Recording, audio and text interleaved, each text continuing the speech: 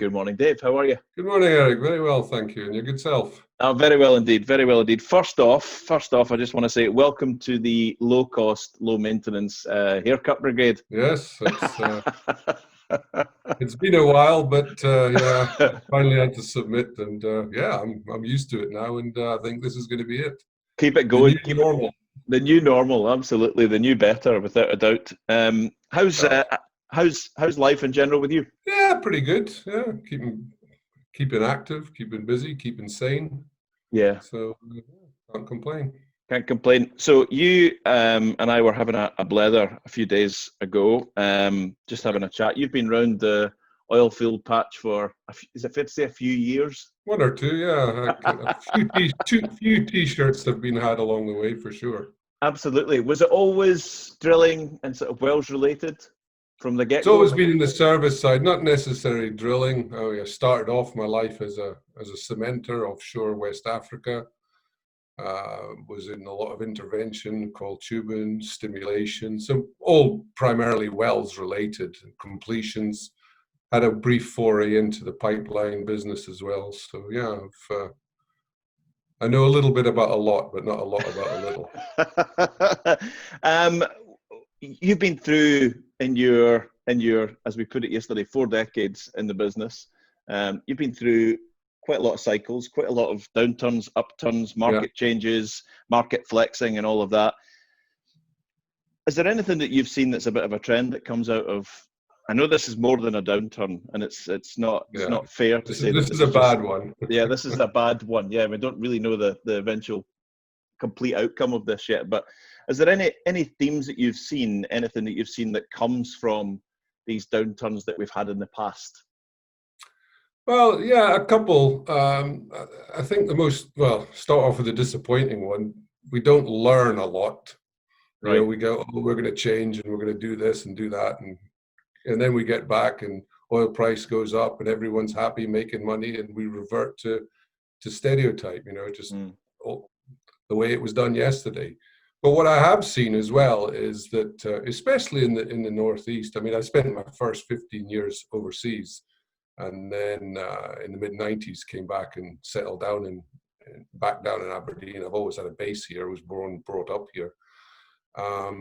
But what I have seen is a lot of new companies, new SMEs have started up in the downturn for one reason or another, for need or people getting laid off and deciding to go it their own way, and have been very, very successful in doing so and exporting that technology globally. There's been some great achievements done in this small wee corner of the earth.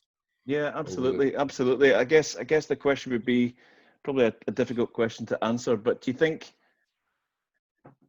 we see some innovation come out of downturn because people can get together and put their heads together, maybe have more time and maybe feel the need to address more pressing issues? Do you think that has, what came first, the chicken or the egg? Do you think the innovation was always there in this wee corner of the world, or do you think the downturn and the need kind of drove it? Yeah, no, I think we've always been sort of very innovative in this corner of the earth. There's been, outside the oil and gas industry, there's been a lot of, innovation in the medical area. I look at IVF, it's close to my heart. Yeah. That's been pioneered in this corner of the earth. A lot of the legal stuff, the fishing, et cetera, the farming. I mean, Aberdeen Angus, known globally. It's a pride of quality, and wherever you go in the world, if you said, we've done X, Y, and Z in the North Sea, it's like a stamp of approval. Yeah, absolutely. So I think it's always been, maybe it's in the water, I don't know, but so 40 years in the business, you kind of eared in the latter years into supporting. It's almost like giving something back, because you've been quite active in the kind of supporting of SMEs and startups and things like that. What got you into that? Well, I've always been, ever since I left a big organization in the mid-90s, I've been in small companies, and I've really enjoyed the atmosphere that's created. And I've been very fortunate to work with some great people, great companies, great entrepreneurs, great inventors, great ideas people, great leaders, some shitty managers, to be fair. You know who But you are. I'm not naming names. No. But yeah, basically this last downturn, which sort of happened, I was, we were laying off a bunch of people, and I was part of that redundancy package, and it was like, okay, what am I going to do now? And, I was applying for jobs, and I was overqualified, and, probably a polite way of saying I'm too old. So I jumped on board and an initiative by Scottish Enterprise called Grey Matters, which was part of the elevator team down in Bridge of Dawn. And, joined that with an open mind. And, it was, I don't know, about 20 plus like-minded people that have been, long in the tooth, I would say, got together, some with ideas, some with varying different degrees of experience, and bounce around some ideas, got some basic knowledge how to set up. A lot of the stuff I'd already knew because I'd worked in a lot of SMEs, but a lot of the people there were from bigger companies. So yeah, that kind of got me interested, and then working with other SMEs, just sort of bouncing ideas off them, sharing experiences, and a lot of great inventors are not very good businessmen. And then you get the entrepreneurs that they get very bored once their idea comes to fruition, and they want to hand that over. And there's, so I really loved it, and then I got into my current position, and that was attending a Green and Blacks presentation by the lady that brought Green and Blacks to the market, and met my current partner Tristan, a young keen engineer, worked with a big organization, had an idea that he believed in. Developed it, and it was taking me back to my cementing roots. So it was like, this is great. Yeah. So it's good, and we work well together. So and then working with other people in the Grey Matters, a team, one of the teams I was in Grey Matters, they've taken a product to market, and we're just getting going, and then all of a sudden this year was going to be the sort of the breakout year for the technologies, and or the growth year, I should say. And someone ate a bat in China. Yeah, someone ate a bat in China. Yeah, exactly. This, and set us off on a course that none of us thought we would be on, right? Absolutely, but hopefully we could. This, some good will come out of this. Yeah, totally. Certainly, using this medium to communicate has taught me one or two things, because I'm not been very good at doing it in the past, but I've been forced to do it. But it shows that you don't need to travel around. You don't need to have face-to-face meetings. A lot of my friends that have been working from home actually are saying that they're more efficient working from home. Yeah.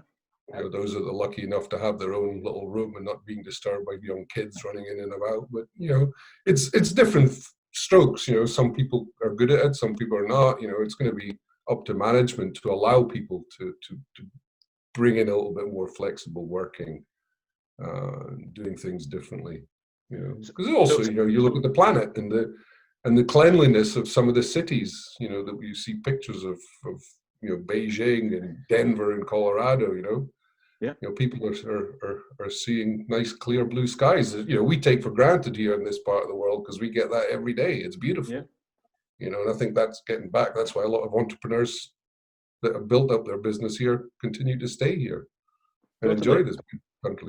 I hold out a hope that exactly what you said, that specifically in oil and gas, whenever we saw a downturn, we said, we're going to do this to be efficient. And then we go back to the old ways. With this global kick in the solar plexus that we've all had, or are all having, I hold a candle for the fact that I think things are going to change with people. I think people are going to not want to go back to old ways, and maybe want to. I even look at my own kids. I've got a 21-year-old girl and a 16-year-old boy. Very much more socially aware than I was at that age. I put that down to social media. It can be the only differentiator. I never had Facebook, LinkedIn, and Instagram, and all of that, Snapchat and TikTok. But I think, you know, to sit down and have a conversation with a 16-year-old and a 21-year-old about Black Lives Matter and the environment and all of that, and they're educating me is already a change that I see. I think moving forward, I think society becomes more aware and more demanding of things getting better, right? Yeah, I mean, I think change is good. I mean, I agree. I mean, you know, when I started my career, a lot of people said, you know, you get a good job, and yeah, I had a good job with a major company, and you know, a lot of folks say that's it for life. You know, whereas I think the younger generation are a lot more open. You know, they're a lot more knowledgeable about it. They're not as scared of change as maybe our generation were. You know, no one was going to get fired for doing it the way it was done yesterday.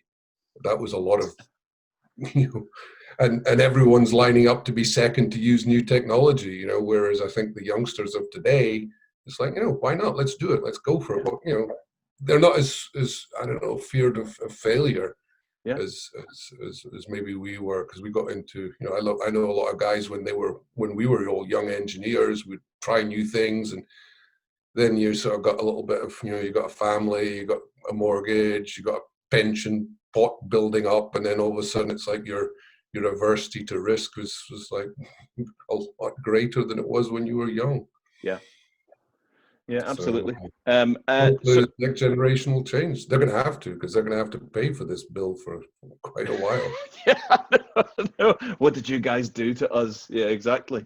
A lot of young people right now, in fact, a lot of people across the whole span of age groups in many industries,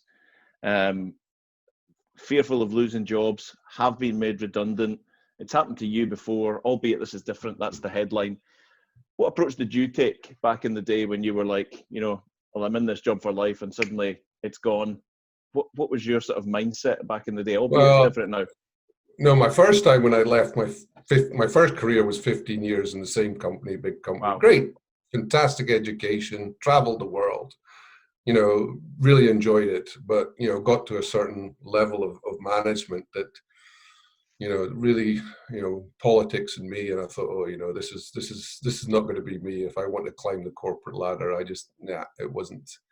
And also uprooting the family every 2 years was, you know, I thought, it's time to get back home. And I got a fantastic, I was approached by an SME to come and head up when they were looking at a new piece of technology that was dear to my heart. And we just got chatting, and he says, you know, come and run it for us. I said, yeah, not a problem.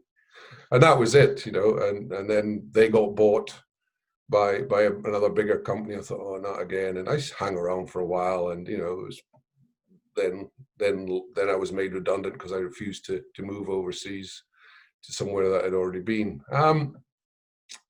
So yeah, that was my first sort of experience of redundancy. And to be quite honest, it was like, oh, happy days. You know, built an extension on the house, and, you know, for the first 6 months was really quite enjoying it. And then I was getting bored, and I thought, no, I have to be doing something. This is, you know, painting the shed and doing the garden and building bits and pieces, you know, that's all fun and well, but yeah, I needed something more, and I wanted to get back into the business. And unfortunately, another opportunity came a knocking, and you know, I went out there and hunted and spoke to people and networked and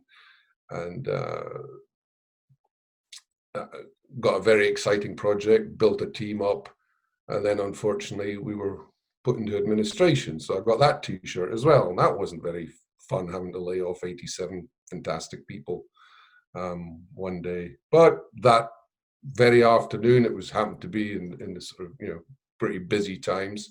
That's when I went into the pipeline business for a short time. And that was my last sort of bigger company job. I mean, it was still a small SME, but I didn't know anything about the pipeline business. But you know, people are people, and it's about teams. And when you get that level, it's all about putting together the right team and balance of skill sets. And I enjoyed it. You know, I learned something new, and you know, then this last recession hit. And you know, we were forced to cut our cloth accordingly. And it was like, you know, you can't get rid of all the Indians and no chiefs. So I made a deal with the company and became redundant again. And that's when I joined Grey Matters. So yeah, these things happen. And this one has been particularly bad. I keep seeing, people that I've known for years, that's me on the, and it's not on the scrap heap. It's like, it's a new opportunity. And yes, jobs aren't going to come flying out there. You might have to adapt, change, do something different. I know one of my friends the last time, he was in the oil industry, and he's still driving a bus. Yeah. 3 years later, and okay, not just now, but he said, it's great. He says, he's got his house, he's paid for his house, the oil industry's been good to him, and he says, I don't need to keep on that hamster wheel. Yeah. I'm happy with what I've got. I'll soon be getting a pension, and as long as I can just keep the pennies coming in and put food on the table, and hey, driving a bus, it's fantastic fun, and I've never seen him happier. Mm-hmm. So I think no matter what you do, if you're willing to roll up your sleeves and do whatever, yes, you might have to take a pay cut. Yeah, that's for sure. But there is, if you're willing to work, there's work out there, I think. So the takeaway from that I get is be open to ideas. Keep the network going, keep networking. That's what I heard you mention as well. Keep talking to people, be open-minded, and don't be fearful of the new, however it may look. Yeah. And the knockbacks, and there will be knockbacks. You think, I remember it was like, this is, you're overqualified, you're doing this, you're not going to be happy if we give you this lesser job. And, I can understand employers thinking that, but, it's like, let's keep going. Give me a shot. I guess, I've always been quite, my wife applied for some jobs last year. She left oil and gas and started a little artisan food business, and realized very quickly that wasn't going to be the answer to her stress problems that she was looking for. It was more stressful. So she looked around and she was told, you're overqualified, but she was actually willing to, she really wanted to do the kind of job she was looking for. And the upside would have been that they would have got a very qualified person who would have been really efficient doing that job happily. But they were like, no, you're just going to jump. You're just going to jump as soon as the better job comes up. I'm not. Seriously, I'm not. This is exactly what I want. Part-time work, helping you out at that level, and you get me for basically half the price. No, that was exactly my situation, and that's why it's like, okay, Grey Matters, start again. I can get, I can offer some advice and help, and and great. I'm working with two companies, one full-time in Deltatek, and then the other one with GM Flow, which I'm a non-exec, and it's fantastic. Just sharing experience, and it's about people and putting people together. Yeah. And as you said, networking, and that's where I've learned a lot about this sort of the electronic networking side of things, whereas before it used to be a little black book and telephone, which it still is to a certain extent. Yeah, absolutely. But if you're connected and you've been in the industry for 40 years, there's probably people that'll lift the phone to you. If you're a youngster and you're thinking, right, how on earth do I get in touch with people who don't want to lift the phone to me? It's got to be on social media, right? This digital network that we have. So that is a definite answer. But also having ideas, if you do have an idea that's innovative or creative or whatever you want to call it, there are a lot better avenues today, certainly, than there was, 5-10 years ago, even, with One Northeast. OGTC have been a fantastic supporter. Scottish Enterprise with their elevator and Grey Matters and all that. Go to these people, reach out to them. A lot of it's free. Yeah. There's a lot of stuff you can learn to free, and if you straight out of college or university or whatever, or even just out of a job, go and learn a new skill. Whether it's online or through some of the initiatives from the government, and there's a lot to be had in this area. Yeah. And that will help you, even if you're not successful, you will learn something and you will meet some great people and contacts. Yeah, totally. I've even noticed that there are some people privately who've put their hand up and said, I'm going to put something together, come and join me, have a look. If you like it, maybe we can do something together. There is a wee uprising of support and sort of collaboration going, which is. And I think there's a lot of the entrepreneurs that, Aberdeen and the area have been very good, to them, that have, as I said, they've stayed in this area. They've built themselves a nice little living.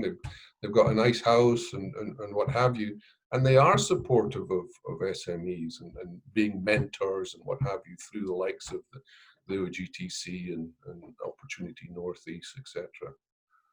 So go out there, grasp it, find out what's available. Yeah, absolutely. Here. We'll underline that point without a doubt. So just in closing, you mentioned at the start that we have this sort of hamster wheel cycle of we need to improve, oil price goes up, everybody, day rates go back up, and we kind of forget what we said was really important to us. What would be, if you could click your fingers and fix one thing or amend one thing or refine it a little bit about what we do in oil and gas?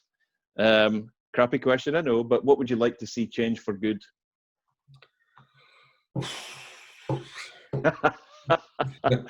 Well, the countdown clock. Yeah, that is a big one. But it's be more open to new ideas and technology. We're not the lifting costs of the North Sea are what they are, and if we are going to compete globally, we're going to have to reduce them, and we're going to have to embrace newer ideas to do it.